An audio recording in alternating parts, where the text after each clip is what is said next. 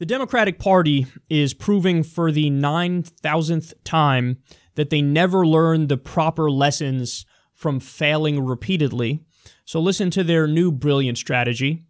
Democrats will not withhold financial support for candidates who oppose abortion rights. The chairman of the party's campaign arm in the House said in an interview with The Hill. Representative Ben Ray Lujan said there will be no litmus test for candidates as Democrats seek to find a winning strategy to regain the House majority in 2018. Quote, "There is not a litmus test for Democratic candidates," said Lujan, Democratic Congressional Campaign Committee chairman. "As we look at candidates across the country, you need to make sure you have the candidates that fit the district that can win in these districts across America." So, in other words, in his mind, winning is all that matters. That's the end goal. The end goal is winning. That's all we care about is winning.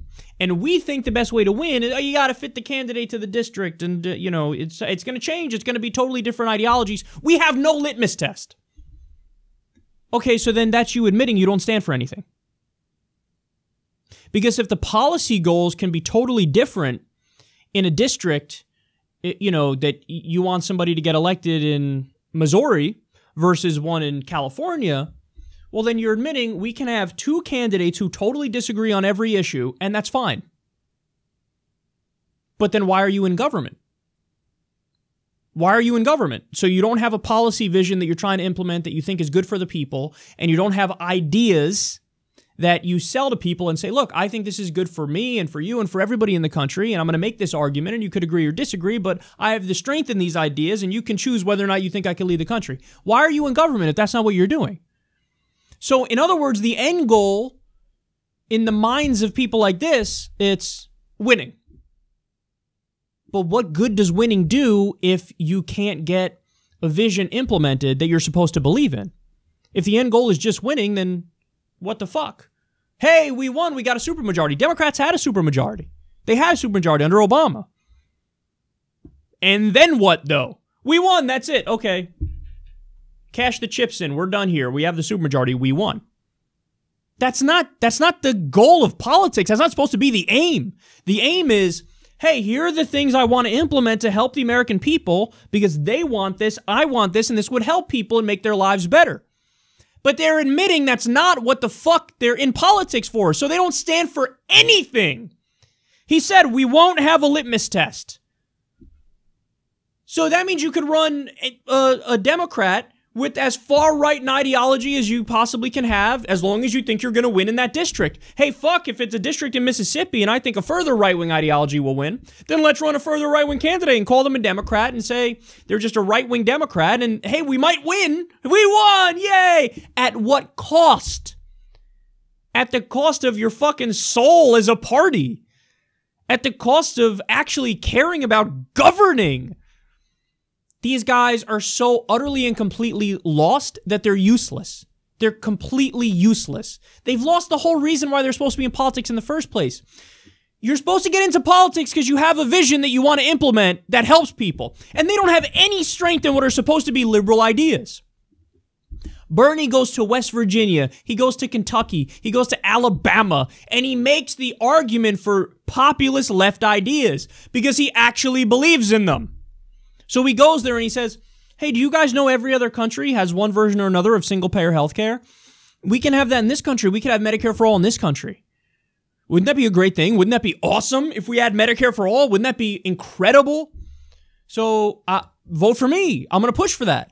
Vote for populist left Democrats. We're going to push for that. Medicare for all, free college, living wage, New Deal to get job creation in these places.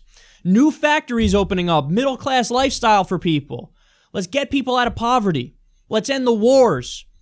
Let's fight climate change. He goes and he talks about these things because he believes in them. And he thinks, I have the winning argument, so I'm going to go make that argument everywhere, and I'm going to win, and people are going to vote for me, and they're going to sign up to these ideas. But the dumbass establishment corporate Democrats are saying, no, we don't have any litmus test. None whatsoever.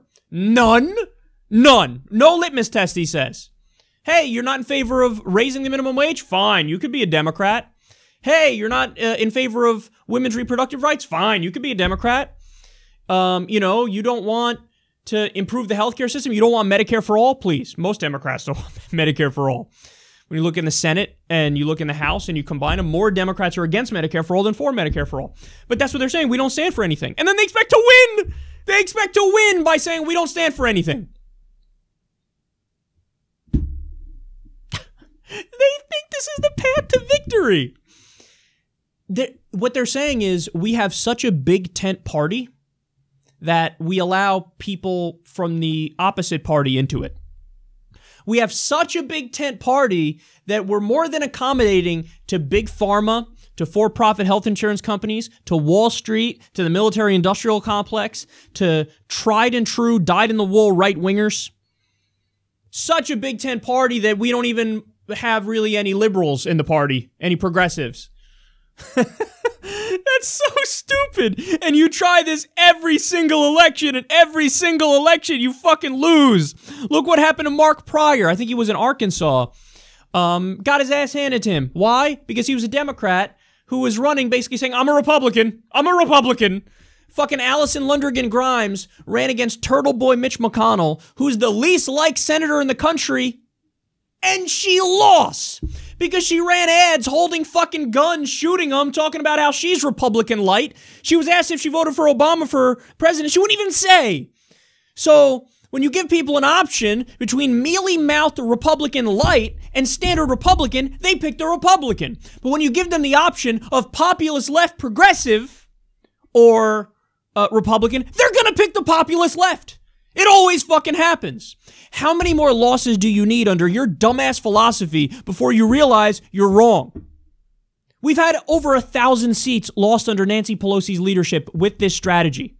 Over 1,000 lost seats during Barack Obama's time in office with this strategy, the neoliberal corporate centrist strategy. Because they said, no, the problem is we always got to get moderate Republicans, got to run right, got to run right, got to run right, got to run right. But it doesn't work. And now, when Hillary Clinton proves it again, because she's Hillary fucking Clinton, she said Medicare for all will never happen. Hey, let me run on cliches and platitudes and never discuss policy and not commit to populist left ideas. So she runs that centrist corporate Democratic mold, and their answer is, it wasn't centrist enough. We need more people who don't stand for anything on the Democratic team. We don't have any litmus tests, none whatsoever. Then you're gonna keep fucking losing. How did this idea get maligned of a litmus test? Like, oh, you want people to actually stand for something specific in your party? Oh, please. Look at these crazy peasants.